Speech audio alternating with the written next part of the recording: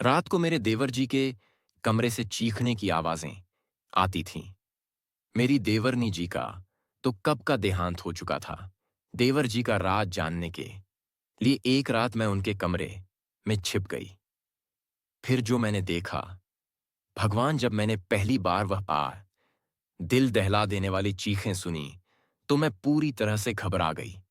मैं गहरी नींद से चौंक कर उठी और चीखने चिल्लाने की आवाजें पूरी हवेली में गूंज रही थी। उस समय चारों ओर सन्नाटा था। मेरे कमरे में बहुत अंधेरा था। मैंने हाथ से टटोलते हुए साइड टेबल का लैंप चलाया। घड़ी की तरफ देखा तो रात का 2 बजा था और चीख पकार की आवाजें पूरी हवेली में गूंज रही थी। मुझे हैरानी हो रही थी कि मेरी बगल में सोए मेरे पति पंकज इतनी गहरी नींद में थे। इतने शोर में उन्हें नींद कैसे आ सकती थी। कल ही तो मैं राहुल की दुल्हन बनकर इस घर में आई थी। हमारी शादी बड़ी धूमधाम से हुई थी। मैं बहुत अमीर खानदान की बहू बनी थी। मैं भी एक अमीर खानदान से थी। मेरे सास ससुर का तो कब का देहांत हो चुका था। जेठ जी बहुत देखरेख करने वाले इंसान थे। मैं उनके व्यवहार को अच्छी तरह से जानती थी। मेरी राहुल से लव मैरिज हुई थी। हमने एक दूसरे को खुद ही पसंद किया था और वहीं से हमारी फोन पर बातें शुरू होती। हम दोनों ही अमीर खानदान से थे, इसीलिए किसी को भी इस रिश्ते पर कोई आपत्ति नहीं हुई। मेरी शादी की पहली रात थी। उसी रात मैंने हवेली में चीखें सुनी थीं। एक लड़की की चीखने की आवाज थी, जैसे वह किसी से मदद मांग रही हो। पहले तो मैंने सोचा कि बाहर जाकर देखूं कि यह आवाजें किसकी हैं। कौन है जो इस वक्त इतनी जोर से चिल्ला रहा है। लेकिन मैं एक दिन की दुल्हन थी, इसलिए मैं कैसे बाहर निकल सकती थी। ये थी। आधे घंटे तक आवाजें गूंजती रहीं। उसके बाद शांति छा गई। मुझे पंकज की नींद देखकर बहुत हैरानी हो रही थी। वह इतनी शोर में कैसे सो सकता था।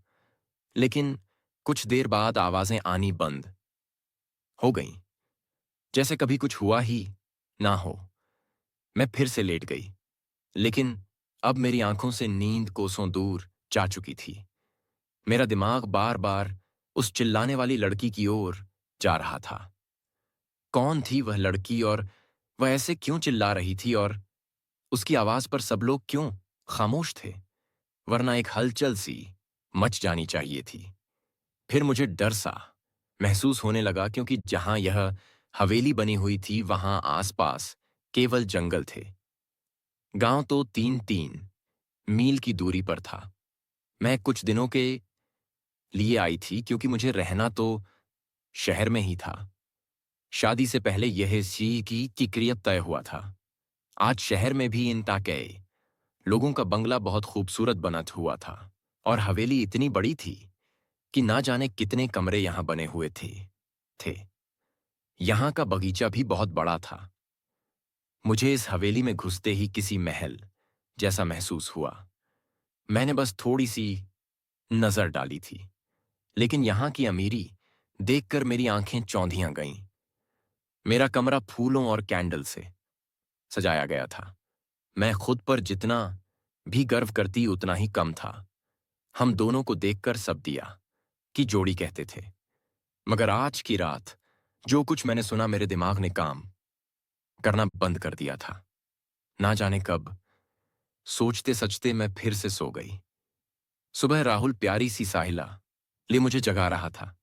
कहने लगा, उठ जाइए मैडम जी, यह दिल्ली नहीं है जो आराम से चादर तान कर सोती रहेंगी। मैंने धीरे धीरे आंखें खोली तो वह उठ चुका था। राहुल बिस्तर से उठकर अपने कपड़े निकाल रहा था। मुझसे कहने लगा, तुम्हारा सामान ड्रेसिंग रूम में पड़ा है और तुम्हें वही पहनना है। वह मुझसे कहकर वॉशरूम में चला गया। मैं बिस्तर से उठकर बैठ गई। पहले तो मुझे ऐसा लगा कि रात वाली बात शायद मेरा कोई भ्रम था। मैं वही बात सोचते सचते ड्रेसिंग रूम में चली गई, जो मेरे ही कमरे में बना हुआ था। इतना भार, भरकम जोड़ा देखकर मेरी आंखें फटी रह गईं। मैंने फ्रेश होने के बाद बहुत मुश्किल से उन कपड़ों को पहना।